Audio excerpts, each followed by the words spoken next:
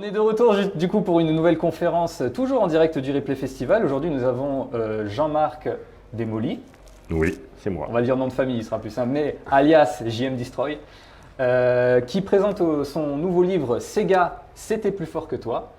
Avant toute chose, j'ai une toute première question à te poser, parce que tu as quand même vécu beaucoup de choses avec Sega et en lien avec Sega. Je voulais savoir déjà quel était ton plus beau souvenir en rapport avec Sega.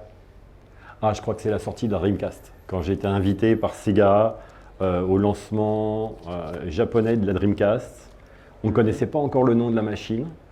Et j'ai été avec la presse européenne, donc invité dans les locaux de Sega. J'y avais déjà été une fois. Mais là, on était invité à aller dans le bureau d'Irimagiri et dans la salle de conférence où se prenaient toutes les grandes décisions, enfin j'imagine où se prenaient toutes les grandes décisions de Sega, et une énorme table. Et il y avait Irimagiri qui présentait pour la première fois sa Dreamcast, où on a vu les premières démos de Dreamcast, sans jeu, mais c'est là où on a découvert pour la première fois la Tour de Babel, qui est une démo extrêmement connue sur Dreamcast, en 3D, où en vue d'oiseau, on survolait la ville, on passait dans les ruelles, dans les rues, dans les avenues.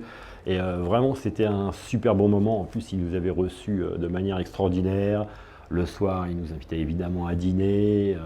Et le surlendemain, après, c'est pas vraiment une conférence de presse, mais presque. Enfin, c'était assez intimiste parce que Sega avait vraiment besoin de la presse pour soutenir la Dreamcast parce que c'était leur...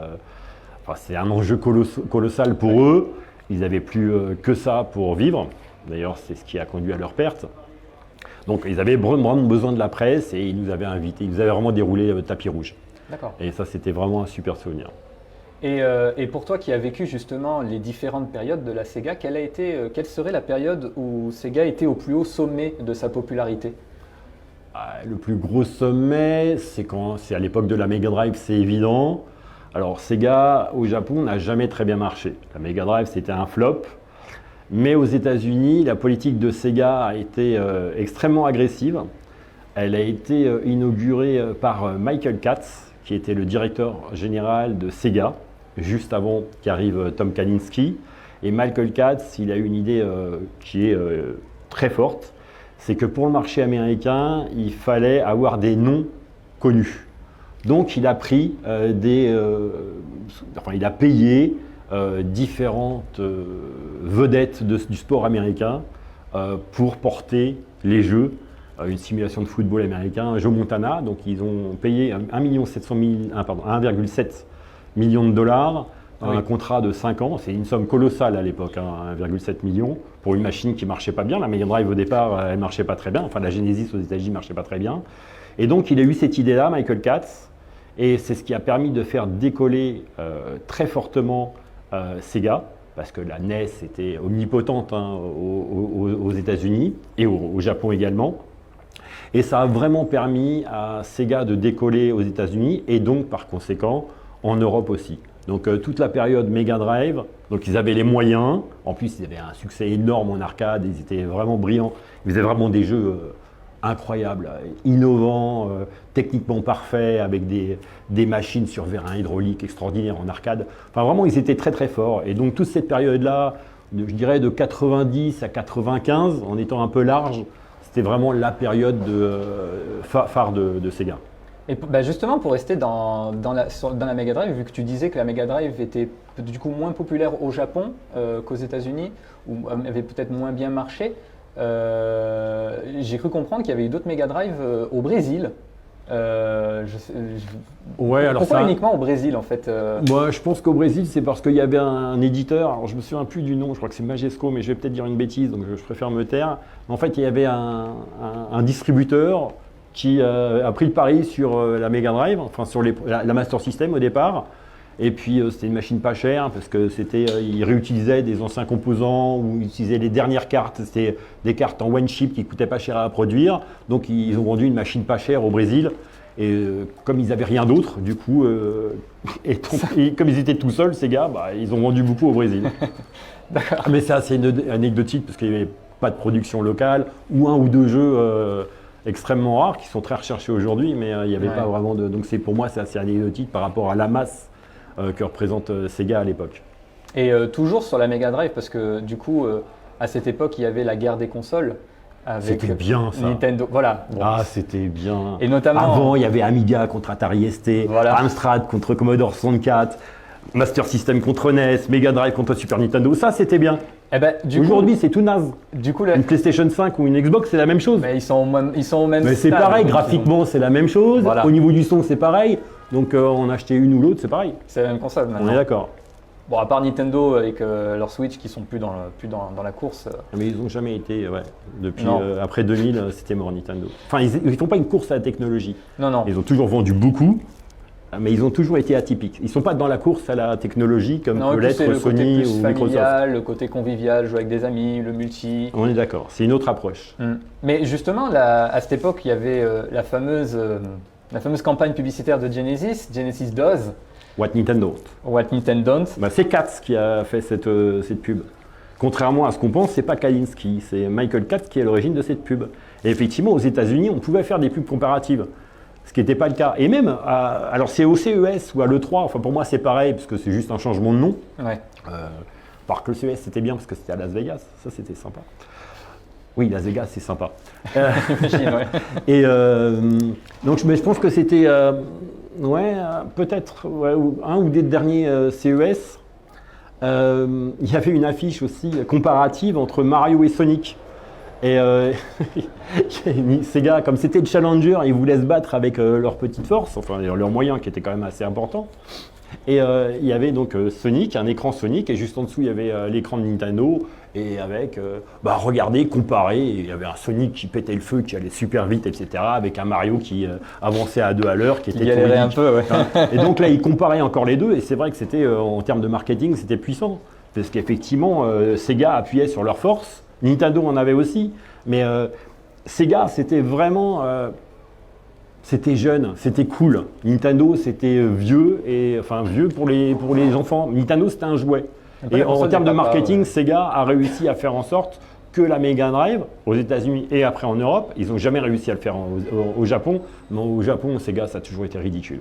Mais ridicule parce que la direction de Sega Japon, ils ne comprenaient rien à rien. C'était vraiment des bras cassés. Et je ne sais plus ce que je voulais dire, parce que quand je dis bras cassés, du coup, c'est ma voix qui se casse. On parlait justement de Genesis DOS, de la guerre des consoles et tout, et et on était parti sur ce sujet de la guerre des consoles et sur justement les comparaisons, les promotions. À l'époque, acheter une Mega Drive ou acheter une Super Nintendo, c'était pas pareil. Ouais. Et donc c'est vrai que même dans la communauté joueur, même si on n'avait pas Internet, etc., dans les cours de récré, toi t'as une Mega Drive, ouais t'es cool, toi t'as une Super Nintendo ou t'as une NES, tu te passais pour un ringard avec une NES. Alors que Sega avait réussi à vraiment donner une image branchée, dynamique, et même en termes de licence, je veux dire, pouvoir jouer avec un jeu quand tu es américain, parce qu'en France on s'en fout, mais quand tu as un Joe Montana qui était la vedette américaine, mais vraiment c'est Didier Deschamps puissance 10 000, Joe Montana, c'est hallucinant, ou Zidane puissance 20 000, c'est vraiment Joe Montana, c'était la grosse vedette sur le sport phare aux États-Unis, pouvoir jouer, et Nintendo faisait pas ça. Donc ça leur donnait vraiment une image cool. Et après, ou en même temps, ils ont eu Michael Jackson Moonwalker, et Nintendo n'avait pas. Et en plus, Sega a été choisi par Michael Jackson. Parce qu'il avait des bornes d'arcade Afterburner dans son truc de Los Olivos, là, dans son range incroyable. Il avait des bornes d'arcade Sega, et Nintendo n'avait pas de bornes d'arcade. Donc il connaissait bien Sega. Et puis en plus, pour animer son avatar sur l'écran, la technologie Mega Drive était meilleure que la technologie NES. Donc pour lui, il était évident qu'il était préférable, pour pouvoir mieux voir ses mouvements, mieux reproduire ses mouvements de danse, c'est pas de danse, il était préférable d'être sur Mega Drive que sur NES. Il y a un mythe sur Michael Jackson, alors je ne sais pas si c'est vrai ou non, mais comme quoi il aurait composé des musiques de... Et a priori, c'est vrai, il aurait composé des musiques de Sonic. D'accord. Il avait envoyé certaines compositions à STI, donc Sega Technical Institute, qui était dirigé par Mark Cerny à l'époque. Et Mark Cerny, c'est le créateur de Marble Madness. Et c'est un génie. Et Et avec les déboires qu'a eu Michael Jackson après coup, les problèmes juridiques qu'il a eu, Sega a pensé que c'était pas terrible d'utiliser ces musiques, et donc finalement ça n'a pas été le cas. Mais apparemment, ils s'en sont quand même inspirés. Donc c'est un peu flou cette histoire. Je pense qu'on saura jamais ça n'a jamais été confirmé en tout cas. Non, parce que je crois que les thèmes de Sonic, je crois que c'est le 2 ou le 3, je ne sais plus exactement, je crois que c'est le 3, ressemblent beaucoup à Stranger in Moscow. Ah oui. Donc on ne sait pas trop, hein, c'est un peu vague, et puis c'est vrai que là c'est difficile pour moi d'avoir la confirmation de ce truc-là. Donc là-dessus je reste flou encore. Alors moi je sais, alors il y a une console dont je vais te parler. Et tu as raison. C'est bien d'avoir dit, je suis fier de toi. Sûr. Ce que tu viens de dire, c'est bien. Parce qu'il y a une console dont je voulais avoir un peu ton avis et ton ressenti, parce que ça a été ma toute première console, et c'est une console Sega. C'est la Saturn. Ouais. Avec le... T'as pas l'air très... T'as l'air un peu dubitatif, mais je voulais quand même avoir ton avis sur cette console qui a été ma toute première avec le jeu Clockwork Knight et Street Racer. Des jeux qui étaient sortis sur d'autres supports, mais... Apparemment, ça aurait été cette console qui aurait été le début de la pente descendante pour Sega. En fait, le souci de Sega, Sato, Hideo Sato, c'est le créateur de toutes les consoles Sega. Donc de la Mark III, de la SG-1000, Mark III, Master System et Mega Drive, et Saturn, c'est lui. Et donc il est ancré, il est un peu vieux à l'époque, il y a 10 ans de plus qu'au tout début, un peu, voilà, j'aime bien les vieux. Mais les vieux, ils ont un problème, c'est qu'ils restent ancrés dans ce qu'ils savent faire. La vision du passé. Et exactement, ils restent ancrés dans ce qu'ils savent. Donc Sato, il dit, ouais, moi en jeu 2D, je suis une bête. Donc je vais créer une machine 2D qui tue.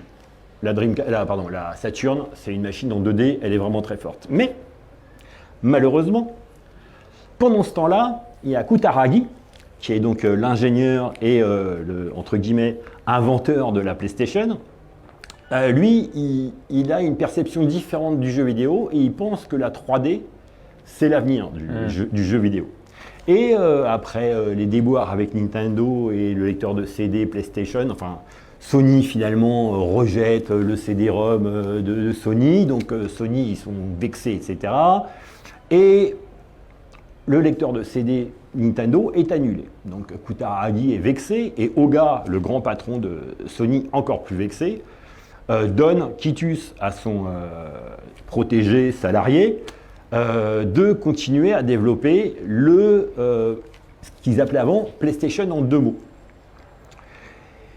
Et Kutaragi, avec le PlayStation, donc basé sur un CD-ROM, pas de problème, ça c'était l'avenir, c'était logique, d'ailleurs CD-ROM aussi sur Saturn, mais la 3D pour lui c'était l'avenir. Et il développe une machine 3D.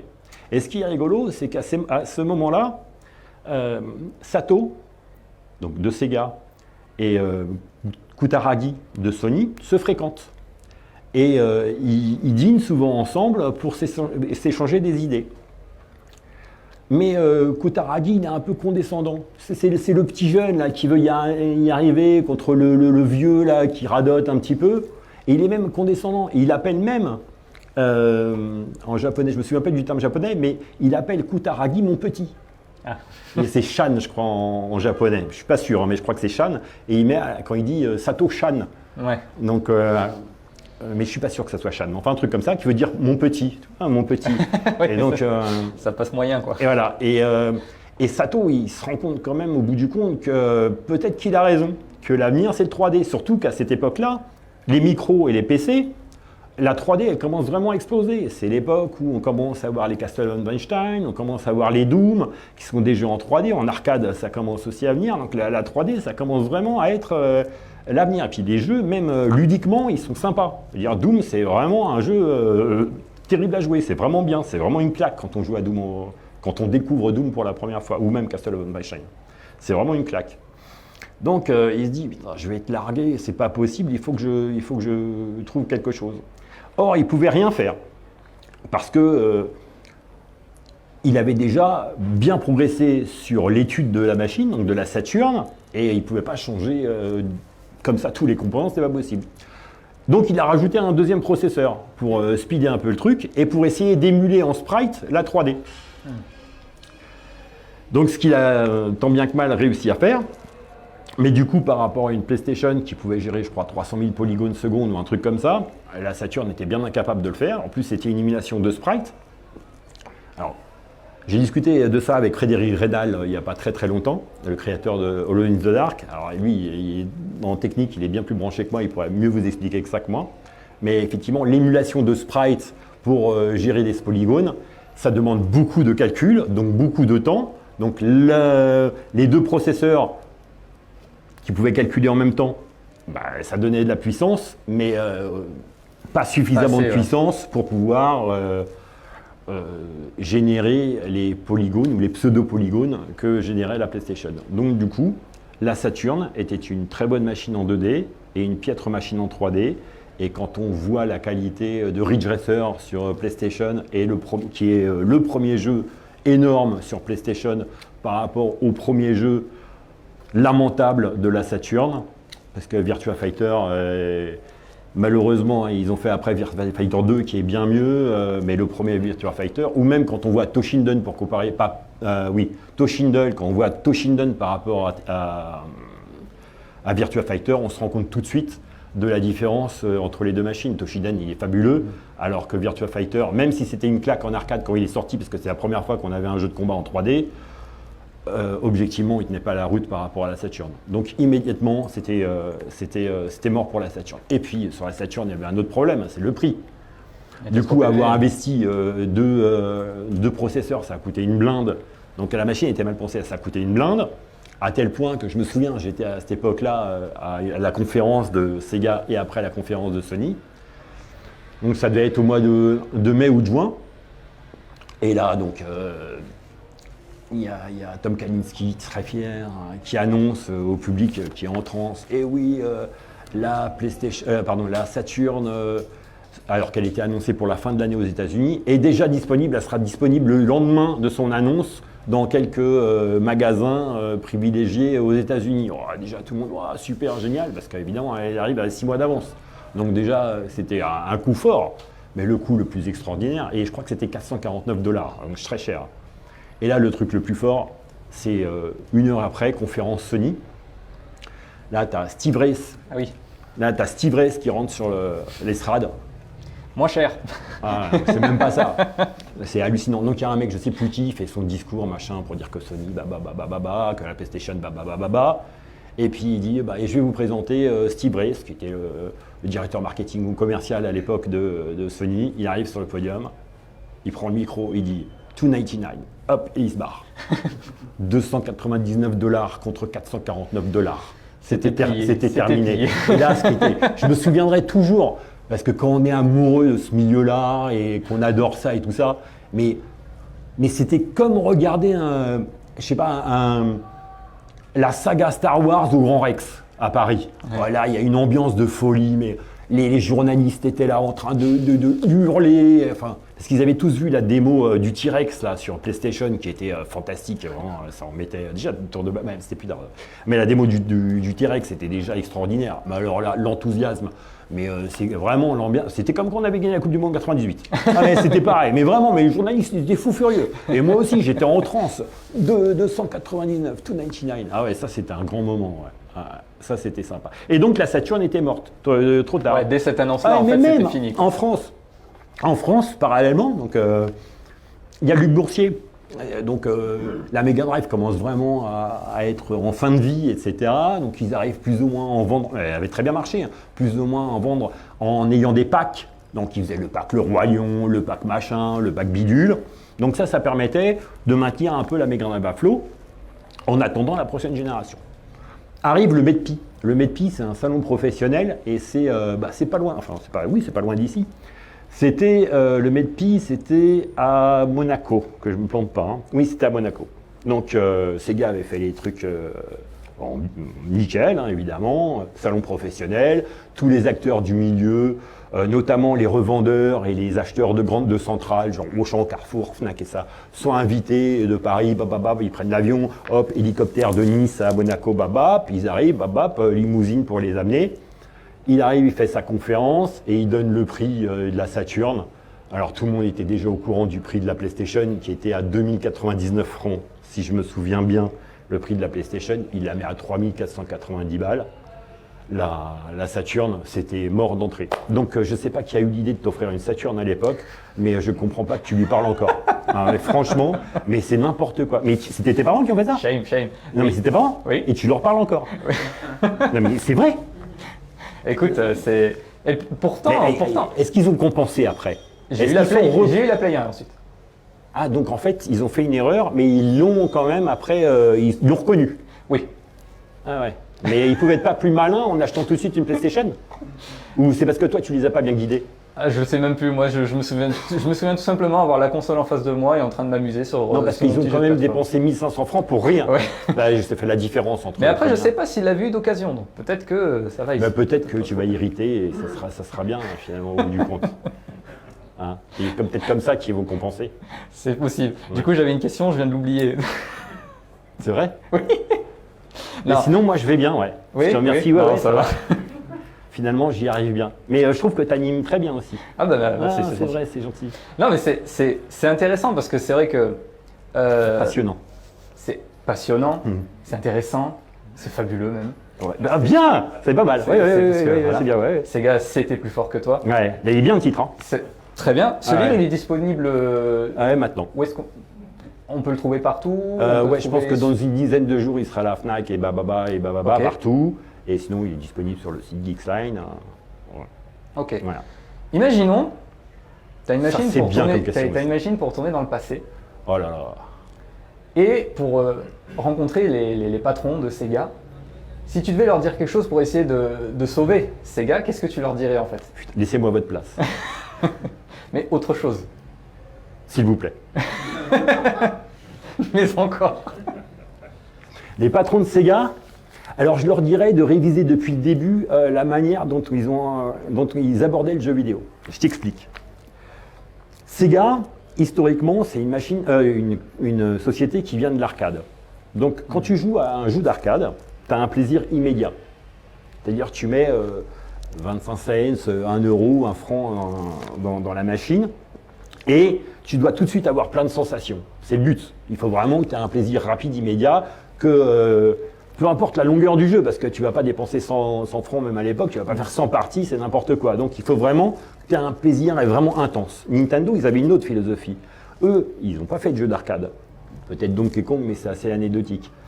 Et ils ont donc ils tout de suite pensé les jeux en console. C'est-à-dire en console, tu as besoin d'un temps de jeu plus long. Et c'est ça que moi j'aurais dit à Sega, c'est laissez tomber, ne mettez pas tout votre savoir-faire dans l'arcade bien sûr pour les jeux d'arcade, mais ne faites pas que des transferts de jeux d'arcade vers les jeux consoles. Prenez des jeux avec un peu plus de densité. Faites des jeux, ce qu'ils ont fait, hein, et ils l'ont fait tardivement. Ils ont fait Phantasy Star, qui est un très bon jeu. Ça, c'est le premier truc. Et puis, il ne fallait pas que Sega ait non plus la grosse tête. Et au Japon, vu le succès qu'ils avaient en arcade et le succès qu'ils ont eu après aux États-Unis, ils avaient tous la grosse tête. Mais même Nintendo avait une grosse tête. Mais Nintendo pouvait se le permettre. Sega, non. Et ils avaient tous la grosse tête. Donc du coup, ils avaient des conditions pour éditer, pour qu'un éditeur fasse des jeux sur Mega Drive. Les conditions étaient assez drastiques. Ou sur Master System. Donc, du coup, ils avaient, au début en tout cas de vie de la Mega Drive et de la Master System, ils avaient très peu d'éditeurs tiers. Et qu'est-ce qui fait vendre des machines? C'est le nombre de jeux. À un moment, c'est pas compliqué, quand la Master System et donc dans les années 85-86, quand la Master System et la NES étaient en vente donc 86, fin 86, les deux étaient en vente aux États-Unis, tu avais 160 jeux sur NES et 38 Sega. Et sur les 38 Sega, tu vas y avoir 35 jeux Sega. Tu ne peux pas vivre si sans les jeux d'éditeurs tiers. Donc j'aurais, moi, plutôt diminué les royautés demandées aux éditeurs tiers pour augmenter la possibilité d'avoir des meilleurs jeux et d'avoir des jeux avec un panel plus important.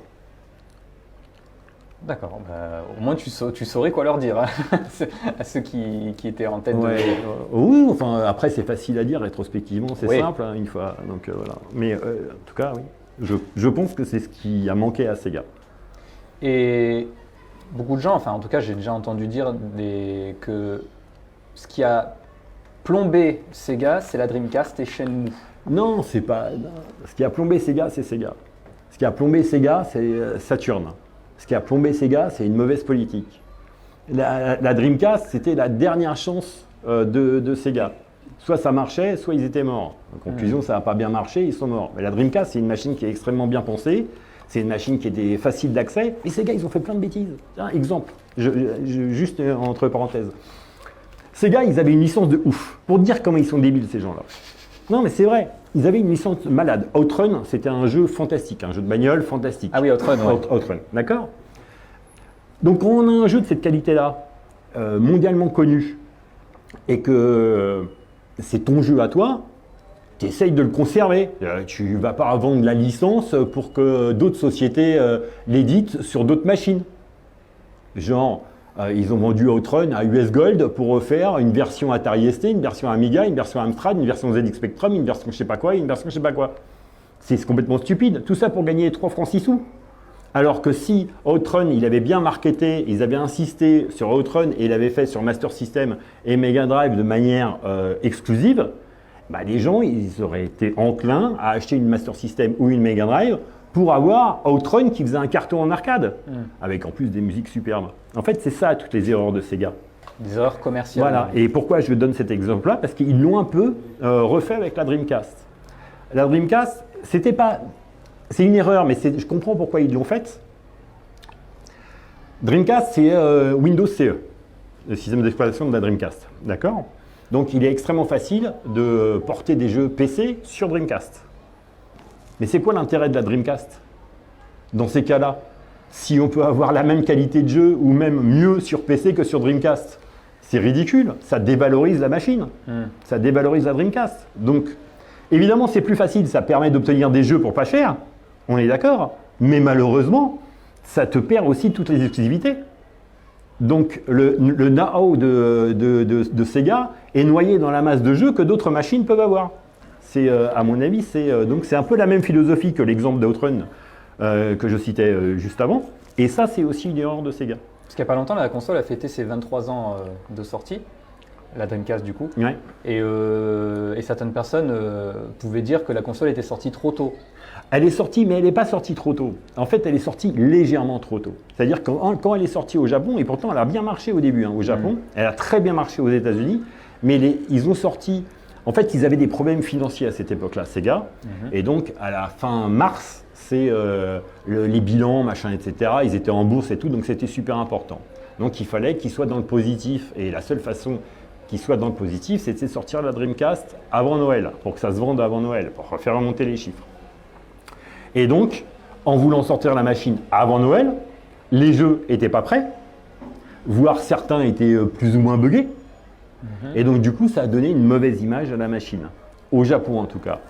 Comme la Dreamcast est sortie après aux États-Unis, il n'y a pas eu ce problème-là. Et puis en plus, il y avait un line-up super intéressant sur la Dreamcast.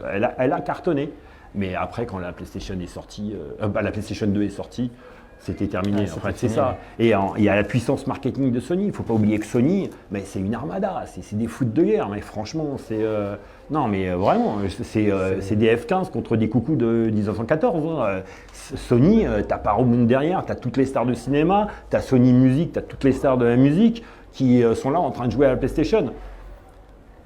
Ces gars ne pouvaient pas résister à ça. Et pourtant, la machine, intrinsèquement, elle est peut-être même meilleure que la PlayStation 2.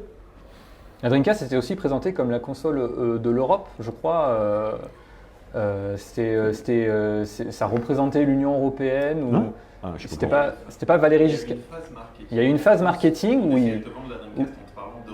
en parlant d'Europe. Alors, je suis pas du tout au courant. Je sais pas si toi tu avais vécu ça. Je suis pas au courant de ça du tout. Ouais, je ne savais pas trop où ça sortait. Oui, non, mais j'ai jamais entendu parler de ça. Je pense que ça n'a pas tenu très longtemps parce que. Alors ça vous me l'apprenez, j'ai jamais entendu parler de ça. On apprend quelque chose à. Non, mais franchement, je suis très. J'ai jamais vu ça. Jamais entendu parler ou. Non. D'accord. Vraiment, non. Et aujourd'hui, du coup, Sega, où est-ce qu'ils en sont parce que je m'en fous complètement. Ils ont plus. Sega, c'était plus fort que toi. C'est passé. Donc après 2000. Mais est-ce que ça pourrait le redevenir? Non, je m'en fous. Non, c'est terminé. Ah, je m'en fous. Le divorce est prononcé. Ah oui, c'est fini. Ah non, je veux plus en entendre parler. Sega, c'est une sous-boîte maintenant. Donc c'est plus de la nostalgie en fait.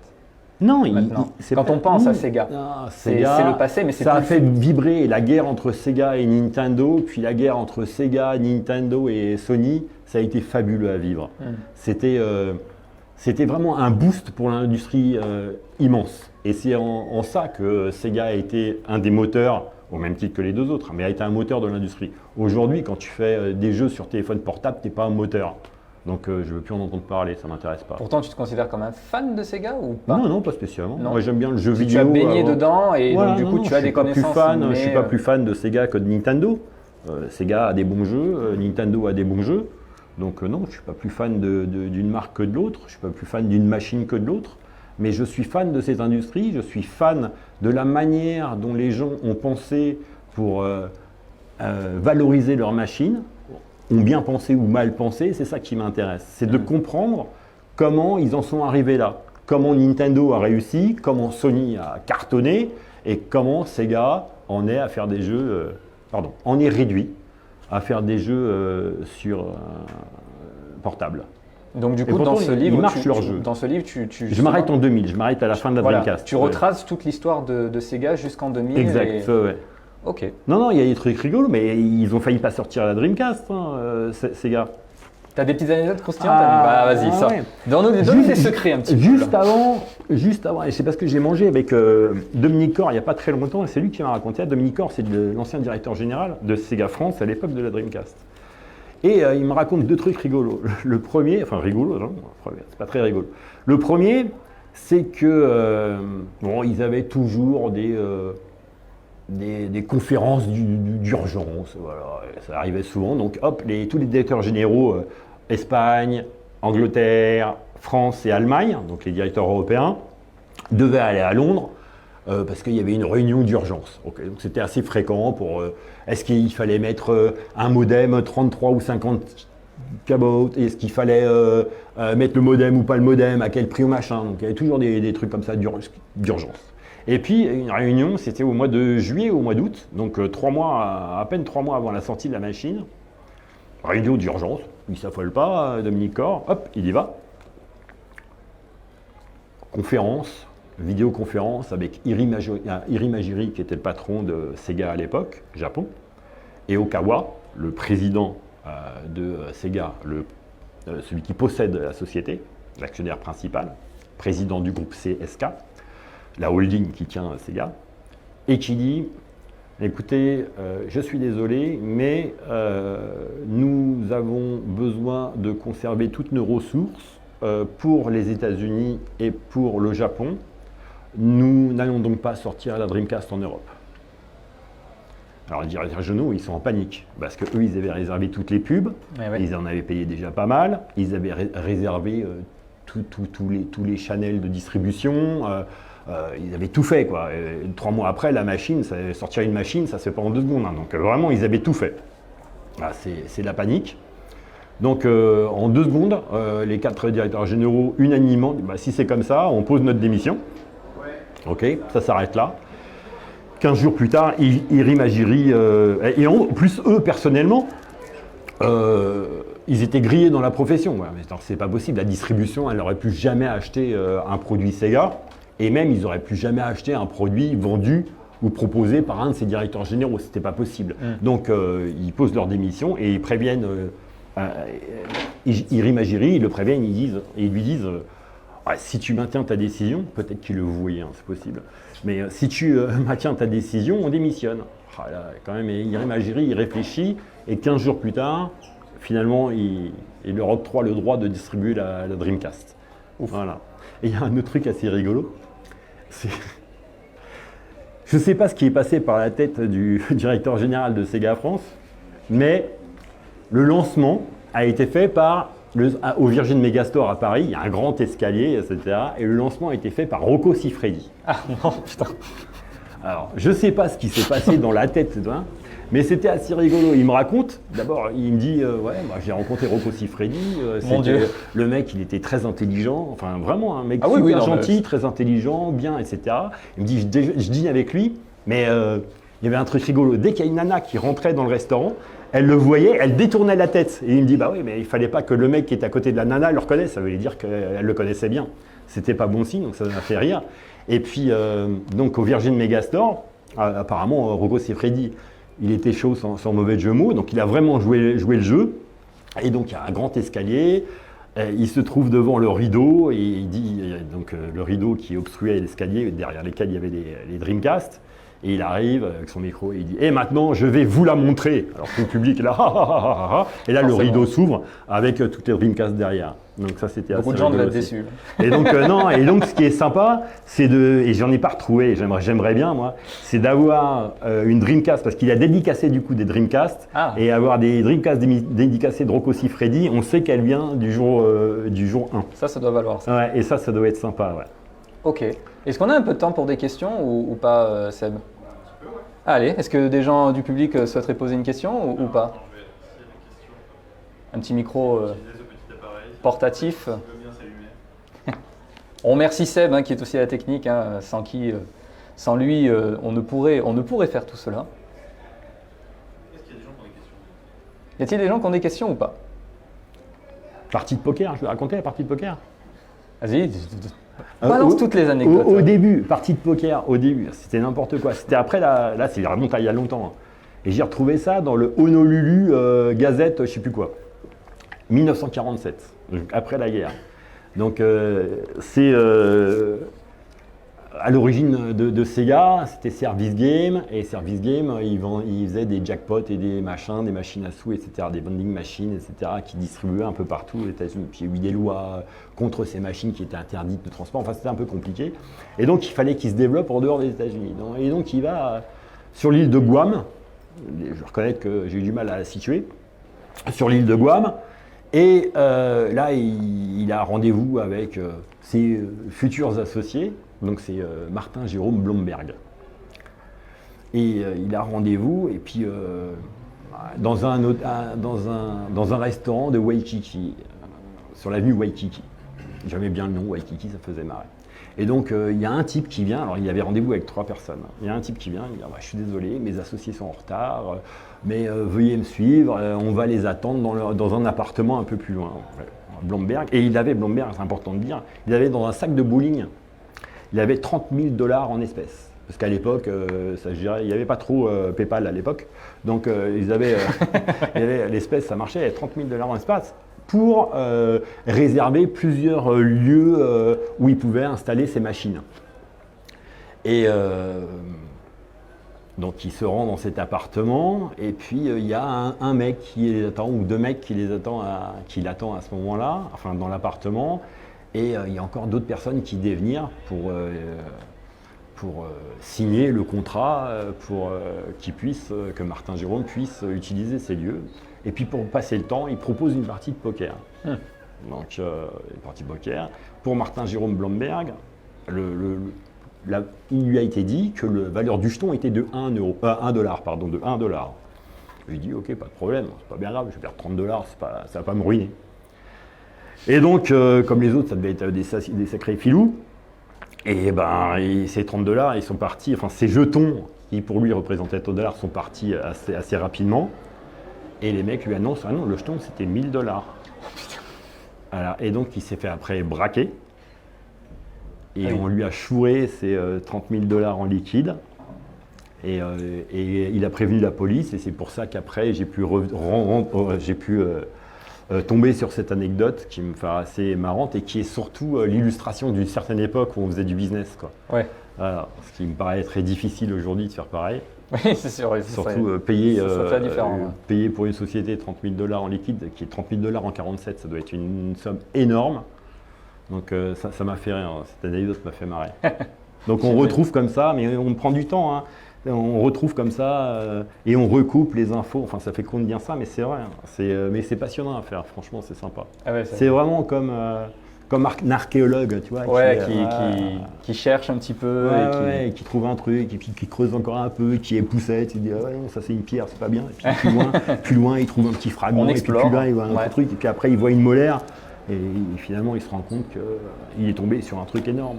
Maintenant, ça c'est sympa. Ouais. En tout cas, merci beaucoup Jean-Marc pour cette entrevue qui était fabuleux, intéressant. Ouais, bien quoi. qui était N'en fais bien. pas trop, n'en fais pas trop. Non, C'était bien, c'est bien. Bien, ouais, c'est ouais, bien. c'est bien. Ok, ouais. bon, on reste sur bien là. Ouais, merci. Merci à toi. De rien. Toujours Sega, c'était plus fort que toi, Ouais, parce que c'est pas plus fort que toi aujourd'hui. malheureusement. RIP. Mais en tout cas, merci beaucoup. Et puis, C'était avec plaisir. ok. Bah, tu as un mot pour la Merci. conclusion? Bisous à vous. Bisous à vous.